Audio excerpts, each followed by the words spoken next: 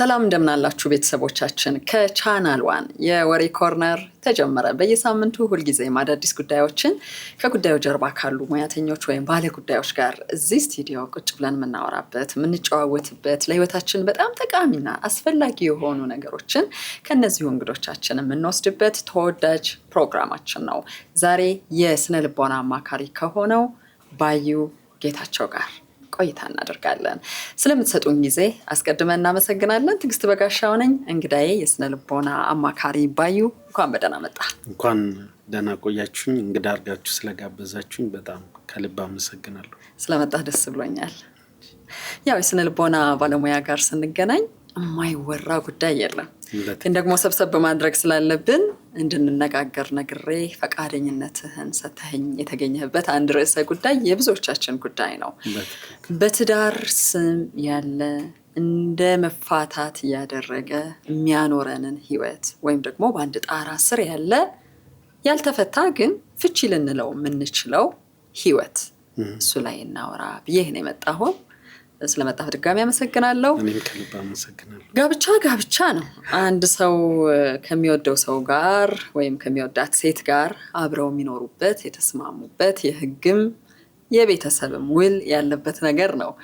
በአንድ ጣራ ስር ሆኖ የፍቺ አይነት ህይወት በሉት እየኖርን ያለ ነው የሚሉ ሰዎች በርከት እያሉ፣ አንተ ጋም እንደ አማካሪነት ኬዞቹ እንደመጡ እየነገርከኝ ነበረ።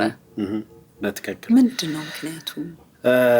እንግዲህ ትዳር አሁን በአብዛኛውን ጊዜ በጣም ብዙ ሰው በህይወቱ አንድ ጊዜ አድርጎት የሚያልፍ በህይወቱ ስኬቱን የሚያጣጥምበት ራሱን የሚያይበት ረጅሙን ዓመት የሚኖርበት ትዳር ትልቅ ተቋም ነው። እንግዲህ ቀደም ብለሽ እንዳነሳሽው አንድ ቤት እየኖሩ ግን የተፋቱ ያክል ስሜት የሚያሳልፉ ሰዎች ማለት መጀመሪያ አካባቢ ተግባብተው ነው፣ ተስማምተው ነው፣ መጀመሪያ አካባቢ ተዋደው ነው፣ ተፋቃቅረው ነው። እንግዲህ አንዳንድ ጊዜ ተፈጥሮን አካባቢ ይቀይረዋል፣ ጓደኝነት ይቀይረዋል። መጀመሪያ ሲጋቡ የነበራቸው የሪሌሽንሽፕ ቤት ውስጥ ብቻ ባተኮረ ይሆንና ነገር ግን በስራም በተለያዩ መልኩም ግንኙነት እየሰፋ ይሄዳል። አንዳንድ ሰዎች ያንን ግንኙነት ወደ መልካም ይቀይሩታል። አንዳንድ ሰዎች ደግሞ ያንን ግንኙነት ወደ ግል ፍላጎትና ወደ ግል ነገር ይቀይሩትና ከቤታቸው አስተሳሰብ ውጭ ከቤታቸው እይታ ውጭ እንዲወጡ ያደርጓቸዋል። ያ ደግሞ እንግዲህ ባህሪ ላይ ተጽዕኖ አለው። ትልቁ ነገር እንግዲህ ለመግባባትም አብሮ ለመቀጠልም ባህሪ ትልቅ ነገር ነው። የሰው ልጅ ባህሪው ከተቀየረ ከነበረበት የመኖር ከተለመደው እይታ ውጭ ይሆናል። ሚስትም ለባል፣ ባልም ለሚስትም። እንግዲህ በስነ ልቦና የሚጠቀሱ ራሱን የቻሉ ነገሮች አሉ። በተለይ 3 ነገሮችን እንደ ፒላር ያስቀምጣቸዋል። አንድ አይነት ቃል፣ አንድ አይነት ስሜት፣ አንድ አይነት ዓላማ ብሎ ያስቀምጧቸዋል። እነዚህ በትዳር ውስጥ አንድ ሲደመር አንድ እኩል ይሆናል አንድ ነው። እነዚህ ባልና ሚስት የሚናበቡባቸው ናቸው። ኮመን የሆነ የማይነኳቸው የማይሸረሽሯቸው። ያንን ከነኩት ግን የነበረው ነገር እንትኑን አቅጣጫውን ያጣል፣ ሂደቱን ያጣል። እና አንድ ቤት እየኖሩ የተፋቱ ያክል ስሜት የሚያሳልፉ በጣም ባለትዳሮች፣ በርካታ ባለትዳሮች በዝተዋል። በተለይ ደግሞ የኢኮኖሚ ችግር አይደለም እነዚህ ትዳሮች ላይ ያለው። እንግዲህ እንደምታውቂው እኛ ሀገር ትዳር ለመያዝ ኢኮኖሚ ችግሩ ነው ያውቅም። ሊስትሮ እየሰራ የቀን ስራ እየሰራች የሆነ ስራ እየሰራ የሚኖሩ ሰዎች አሉ። ሁሉም እንዳቅሙ የሚኖረው ግን የተሻለ ኑሮ የሚባሉ ሰዎች ላይ የአንድ ቤት እየኖሩ የተፋቱ ያክል ስሜት ያሳልፋሉ። የመጀመሪያው እንደ ምክንያት የሚጠቀሰው ከሚስት ሌላ ሰው ማየት፣ ከባል ሌላ ሰው ማየት። አሁን ቴክኖሎጂው በሁለት አይነት ነገር ሆኗል እንደዚህ አይነት ችግሮች የሚፈጠሩት። አንደኛው ስልክ ላይ የሚታዩ በተለይ በጣም አሁን ትዳርን እየበጠበጠ ያለው ነገር ምንድን ነው?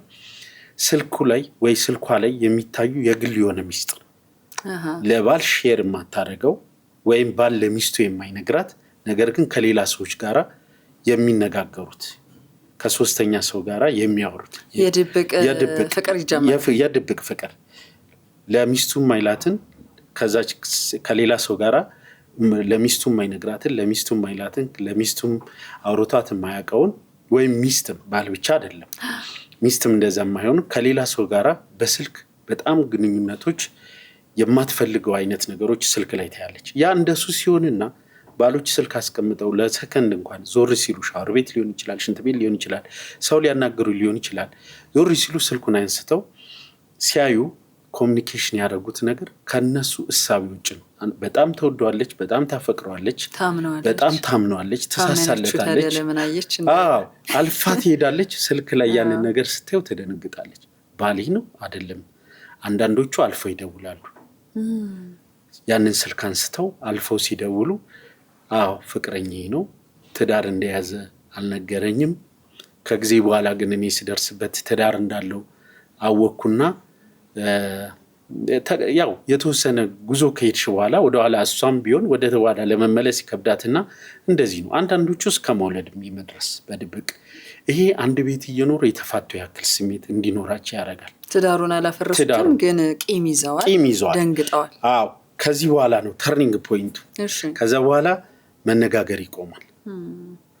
አብሮ መብላት መጠጣት ይቆማል። እንደ ድሮ ቤት ውስጥ በጊዜ መጥቶ ባል ወይም ሚስት መታ እንደ ድሮ ሴርሞኒን አብሮ የመካፈል ነገሮች ይቆማሉ።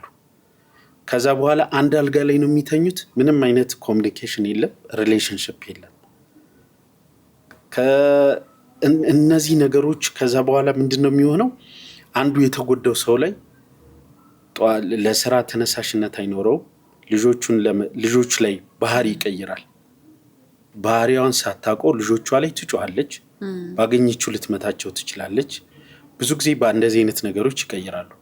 ከዛ በኋላ ይሄ አንድ ቤት እየኖሩ የተፋቱ ያክል ስሜት በዚህ አንዱ ይሄ ኬዝ ነው፣ እንደ ኬዝ ያነሳ ነው።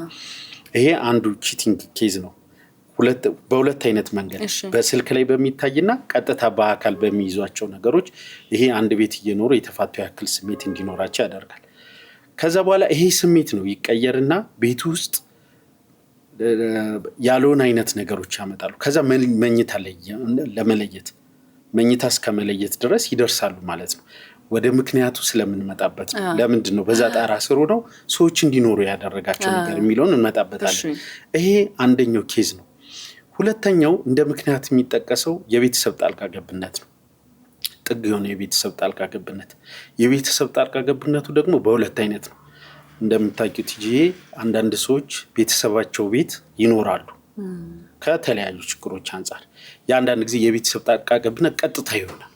ስትነሽ እናቱን ታያለሽ፣ ስትነሽ ወንድሞችን ታያለሽ፣ ስትነሽ ልጆችሽን። ስለዚህ አንዳንድ ጊዜ ነፃነት ይታጣና በቃ ማውራት ይቅርብኝ ወይም መናገር ይቅርብኝ ብለው በእንደዚህ አይነት ሲስተም ውስጥ ያሉ ሰዎች ብዙ ጊዜ ያንን ጣልቃ ገብነት ስለሚኖሩ የነበራቸው ለትዳራቸው የነበራቸው ፍቅር፣ ጉጉት፣ አስተሳሰብ፣ አመለካከት፣ ጥሩ እሳቤ፣ የወደፊት የነበራቸው ፕላን ያ ነገር እየቀነሰ ይመጣል። ብዙ ሰዎች ስትረስ ያሳልፋሉ። ብዙ እህቶች፣ ብዙ ወንድሞች ድባቴ ውስጥ ይገባሉ። በተለይ ማጆር ዲፐርሲቭ ዲስኦርደር። ለትዳርሽ ፍላጎት የለሽ፣ ምንም ነገር ቢኖርሽ ለስራሽ ፍላጎት የለሽ። ይሄ እየኖርሽ ነው ግን ማንነትሽን ታጫለሽ፣ ኢነርጂሽ ይጠፋል። በትዳር ውስጥ ግን ይነጋል፣ ይመሻል። እንደዚህ አይነት ነገሮች ያሳልፋሉ። ሌላው ደግሞ ትዳር ውስጥ ከገቡ በኋላ እንደ አዲስ ሰዎች ኤክስፒሪየንስ የሚያደርጉት ነገር አለ። ለምሳሌ መጠጥ ቤት ማምሸት፣ ሱስ መጀመር። ትዳር ውስጥ ከገቡ በኋላ ሱስ መጀመር፣ ጓደኛ ማብዛት፣ እንደ አዲስ የሚጀመሩ ነገሮች አሉ። ምክንያቱም ብዬሻለሁ ቅድም ትዳር ሲጀምሩ ምንም ነገር የለም። ከጊዜ በኋላ ግን የመጣ ለውጥ አለ። ኢኮኖሚካል ለውጥ አለ። በገቢ ችግር የለባቸውም፣ በአስቤዛ ችግር የለባቸውም፣ የልጅ ትምህርት ቤት በመክፈል ችግር የለባቸውም። ቤቱ ሙሉ ነው። ስለዚህ በእነዚህ ሶስት ችግሮች አንድ ቤት እየኖሩ የተፋቱ ያክል ስሜት ያሳልፋሉ። ለምንድን ነው የማይተነፍሱት? ለምንድን ነው የማይናገሩት? ብዙ ወንዶች ወይም ብዙ ሴቶች ከተቃራኒ አማት ከሚባሉ ቤተሰቦች ጋር አንቱ የተባሉ ናቸው። ስራ ቦታቸው አንቱ የተባሉ ናቸው። የክብር ጉዳይ አለ። የነሱ ትዳር ምን ጎሎብሽ ነው? የሚገርም ቤት እየኖርሽ ነው። ልጆችሽ የሚገርም ትምህርት ቤት እየተማሩ ነው። ገቢያችሁ ጥሩ ነው። ምን ጎሎብሽ ነው? ጥጋብ ነው። በዛ ላይ ጸባዩ። ምክንያቱም የእሷ እናትና አባት ቤት ሲመጡ የማይደረግ ነገር ሊኖር ይችላል። እነሱም ላያውቁ ይችላሉ። ሌሎቹን ምልክቶች አያውቁ። ከዛ በኋላ የሚደረገው ነገር ውጫዊ የሆነ ነገር ባህሪ ያንን ነገር ይሸፍነዋል። ከዛ ይቺ ሴት ለማን ትተንፍሰው? ለእህቷ ብትነግር ለወንድሟ እንዲህ ምን ሆነሽ ነው? ያንቺ ትዳር እኮ ማንም የሚመኘው ነው። እንደዚህ አይነት ስሜቶች ይኖሩና ያ ባህሪ ወደ ግል ይመጣል። በውስጧ ታለቅሳለች፣ በውስጡ ያለቅሳል፣ በውስጧ ድብርት ውስጥ ትገባለች፣ በውስጡ ድብርት ውስጥ ይገባል፣ ስትረስ ውስጥ ይገባሉ። ስለዚህ አንድ ቤት እየኖሩ የተፋቱ ያክል ለምታረጊው ነገር ስሜት ስታጪ መኖርን ብቻ ነው የምታዩ። መኖርን ብቻ ይነጋል፣ ይመሻል፣ ይመግዳል፣ ይመሻል፣ ይመሻል። ስለዚህ ሪዝን ያ የምንመጣበት ነው። ስለዚህ አንድ ቤት እየኖሩ የተፋቱ ያክል ስሜት የሚያስተላልፉ ወይም የሚኖሩ ባለትዳሮች ምክንያቱ ይሄ ነው። በቃ ምክንያታቸው ይሄ ነው። አብዛኛው አንተ ስትሰማ ያገኛቸው ምክንያቶች እነዚህ ናቸው። በተለይ ቺቲንግ ነው። በተለይ በአሁኑ በተለይ ከቅርብ ጊዜ ወደዚህ የሚመጡ ኬዞች ስልኩ ላይ በሚዩት ነገር። ከዛ በኋላ ምን ቁጥጥር ይመጣል መሰለሽ? ስልኩ አሁን ጾታ እየለየን አይደለም። እዚህ ጋር ግልጽ የሚሆንልን ነገር ወንድ ብቻ ጥፋተኛ ነው እያልኩ አይደለም። ወይም ባል ሴቶች ጋርም አለ፣ ወንዶች ጋርም አለ። ስለዚህ ምንድን ነው ብዙ ጊዜ ከዛ በኋላ የስልክ ቁጥጥር ይበዛል። ያልተለመደ አይነት ባህሪ በፓስወርድ ይዘጋል። ለሰከንድ ስልኩን ከነካችበት ወይ ስልኩን ከነካባት ወይ እሱ የእሷን ስልክ ከነካባት ይቀየራል። ከዛ በኋላ ስልካቸው ኤቭሪቲንግ በያዙ ቁጥር ይዞት መንቀሳቀስ ነው የሚፈልጉ። አንዳንዶቹ ከጎኑ ተኝታ ብድግ ስትል ስልክ እየነካች ነው፣ ወይ እሱ ተኝቶ ብድግ እሷ ተኝታ ከጎኑ እንትን ስትነቃ ስልክ እያየ ነው። ዩሲ ይህን ያክል ኢምፓክቱ እንትን ብሏል። ስለዚህ አንዱ ቺቲንግ ነው። አሁን ሌሎች ሱስ በትዳር ውስጥ ሌሎች ታሸሽዋለሽ በተለያየ ነገር ድጋፍ አድርገሽ የተለያዩ መካኒዝሞችን ተጠቅመሽ ታሸሽዋለሽ። ቺቲንግ ግን ሲደጋገም በጣም አግሬሲቭ ከሚያደርግ ነገር ነው። ምኑ ነው የሚከብደው? አንድ ባል ወይ አንድ ሚስት ቺት ካረገች በኋላ ከሌላ ሰው ጋር ግንኙነት ከፈጠረች በኋላ ጾታዊ ግንኙነት ትዳር ውስጥ አለ። ጾታዊ ግንኙነት በሚያደርግበት ጊዜ ወይ በሚታደርግበት ጊዜ እሷ ጾታዊ ግንኙነት ከሱ ጋር ስታስብ እሱ ለማድረግ እንኳን ስታስብ እሱ ከሌላ ሴት ጋር ያደረገው ኢሜጅ ነው አይምሯ ውስጥ የሚመጣው። ይቆጣጠራታል፣ ሾክ ያደርጋታል። ከዛ በኋላ ሚስት እንዳትነካይ ብላ ፊቷን አዙራት ሲነካት የወለደችለት አብረው የኖሩ ሚስት አትሆንም። ሰውነቷ በራሱ እንትን ይላል። ባልም እንደዛው። ባልም ከሌላ ሰው ጋር ቺት አድርጋበት እሷ ጋር ግንኙነት ማድረግ ሲፈልግ ስሜቱ አይመጣም። ስለዚህ ቶሎ የሚታከም ነገር አይደለም። ቶሎ እንትን የሚል ነገር አይደለም። በጣም ጊዜ የሚወስድ ጊዜ ይወስዳል። ብዙ ጊዜ ደግሞ ይሄ ቅድም እንዳልኩሽ የተለያዩ ውጭ ላይ የሚታዩ ነገሮች እነዚህን ነገሮች እንዳይተነፍሱ አድርጓቸዋል። ከዛ በኋላ ለረጅም ጊዜ በእንደዚህ አይነት መልኩ ባለትዳሮች ይቀጥላሉ። ስለዚህ አንድ ቤት እየኖሩ የተፋቱ ያክል ባለትዳሮች በአንድ ጣራ ስሩ ነው፣ ግን ስሜቱ የለም። አብሮ መብራት፣ አብሮ መጠጣት፣ አብሮ ወክ ማድረግ፣ አብሮ እንደ ድሮ ኢንጆይ ማድረግ፣ አብሮ እንደ ድሮ በነፃነት ዘመድ ቤት ሂዶ በጋራ የመጠየቅ ቁጭ ብሎ የመላፋቱ የመቃለዱ ይሄ ብዙ ጊዜ ኢንቲሜሲው አይኖርም።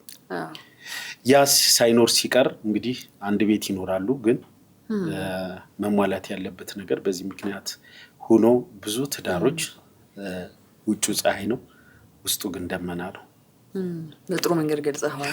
ያው ሰዎች አንዳንድ ጊዜ በግላቸው በተለያዩ ማህበረሰብ ትስስር ገጾች ያሳለፏቸውን ታሪኮች ሲያወሩ ሰማለሁ። ለምሳሌ መተው የነበረብኝ ከሆኑ ዓመታት በፊት ነበር፣ ግን ያን ያሳለፍኩትን ነገር ልንገራችሁ የሚሉ ብዙ ታሪኮችን ተመልክቻለሁ። ሊያቆዩ የፈለጉበት መንገድ ወይም ትዳሩ እንደ ጸና ነው የሚለውን ለማህበረሰብ መናገር የፈለጉበት ምክንያት ምንድን ነው የሚለውን ብናይ ደስ ይለኛል። ምክንያቱም አንድ ጣራ ነው፣ ጋብቻ የሚለው ህጋዊ ማዕቀፍ አለ፣ የሰዎች አመለካከትም አለ።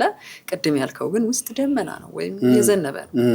በዚህ ኑሮ ውስጥ ሁለቱ ኦፖዚት ነገሮች ኖረው መኖር ራሱ ስቃይ ነው ብዬ አስባለሁ። ያ ማለት በራሳቸው መንገድ ነገሩን እያስታመሙ ላሉ ሰዎች እንደው ተፋቱ ውጡ እያልኩ አይደለም፣ ግን ስቃዩ አይበልጥም ወይ? ለምንድን ነው መታፈን ያስፈለገው የሚለውን ሲነግሩሃል ወይ? እንግዲህ ይሄ ትልቁ ምክንያታቸው የሚሆነው ነገር እንደያነኖራቸው እንደ ሁሉም ምክንያት አላቸው። ብዙ ሰዎች ያልወለዱ ባለትዳሮች ሲሆን ለመለያየት እንግዲህ ያለመውለድ በሁለት አይነት መንገድ ይከሰታል። አንደኛው በተፈጥሮ ያለመውለድ ችግር የሚገጥማቸው ሰዎች አሉ። አንዳንድ ጊዜ ደግሞ ሳይወልዱ ይህን ነገር ያዩትና ራሳቸውን የማግለል ነገር አለ። ግን እንደዚህ አይነት ባለትዳሮች ላይ በዋናነት በተለይ ወንዱን ባልን ወይም ሚስትን በተለይ ስፔሻሊ ሚስቶች ላይ ብል ይሻላል እና ሊያስራቸው የሚችለው ነገር የመጀመሪያው ልጆቻቸው ናቸው። ልጆቻቸው ደግሞ ታይሚንግ፣ ለምሳሌ ልጆቻቸው ያሉበት የእድሜ ደረጃ በተለይ ዩኒቨርሲቲ እየገቡ ጉርምስና እድሜ ላይ ያሉ ደግሞ ከታች ደግሞ ገና ለማደግ እያደጉ ያሉ ህፃናት አሉ። ስለዚህ ይሄ በዋናነት ይዛቸዋል። ጉርምስና እድሜ ላይ ናት ልጅ። ይሄ ነገር ብትሰማ፣ ይሄ ነገር ብታቅ፣ ከትምህርቷ ከዓላማዋ ከቅዷ ከምታስበው ነገር ወደኋላ ብትቀርብኝስ? ምክንያቱም ልጆች ላይ ይሄ ሲደርስ ልጆች ሲያድጉ ትዳርን ይጠላሉ፣ ሪሌሽንሽፕን ይጠላሉ፣ ጓደኝነትን መያዝ ይጠላሉ። አንዳንዶች እንደውም የቤተሰቦቻቸውን ነገር ይደግሙታል። አንዳንድ ትዳሮች ላይ ተሽከሆነ እና ብዙ ጊዜ እንደዚህ አይነት ነገር እንዳይደርስባቸው ለልጆቻቸው በጣም ጥንቃቄ ያደርጋሉ። ምናልባት በጣም ተኮራርፈዋል ባልና ሚስት በጣም አይነጋገሩም። የተለቅ ያለች ልጃቸው እዚህ ጋር ካለች፣ ምክንያቱም ልጆች ከሆነ እድሜ በኋላ እንግዲህ ከእርግዝና ከሆነ ሳምንት በኋላ መስማት ይጀምራሉ። ግን የማይናገሩበት አለ። ሲግማንድ ፍሩድ እንደሚለው ከ0 ዓመት ከኢንፋንት እስከ ላተንስ በተለይ ከ14 ዓመት በኋላ ሪዝኒብል ይሆናሉ። ያሉ 14 ዓመት ላይ ግን ሪዝኒብል ይናገሩሻል፣ ምክንያቱም ይናገራሉ። እና ምናልባት እንደኔና እንዳንቺ ቁጭ ብለው አንድ ጎረምሳ ልጇ ቁጭ ብላ እናት ወይም ለጎረምስና እድሜ ላይ ወይ ትምህርቷ ጥሩ ላይ የሆነች ልጅ ባል ቢመጣ ምናልባት ልትስቅ ትችላለች። ደህና ዋላችሁ ሲሉ እንዴት ዋልክ? ደህና ዋልክ? ሰላም ነው አለን ቁጭ አትልም እንዴ? ትወና ይሆናል ማለት ነው ምናምን ዩሲ ለዛች ልጅ እንትን ሲባል ያን ነገር ካወቀችው ልጅቷ ወደኋላ ልትቀር ነው። በዋናነት የሚይዛቸው ነገር ይሄ ነው። ምክንያቱም ምን አለ መሰለሽ ቲጂ፣ ሚስት እናት ነው መሆን የምችለው፣ አባት መሆን አችልም። እና አንዳንድ ጊዜ መለየትን ትፈልግና ልጆች ከውጭ ወደ ቤት ሲገቡ ዳዲ ብለው ሲጠሩ ሩጠው ሲያቅፉት ከአባታቸው ጋር ያለው ኢንቲሜሲ አንዱ ለእድገት አስፈላጊ ነገር ነው። ይሄ ነገር ከተቋረጠ የልጆች ግደት ይጠራል። ትምህርት ቤት ያቆራርጣሉ። ክላስ ገብተው ብቸኝነታቸውን ይፈልጋሉ።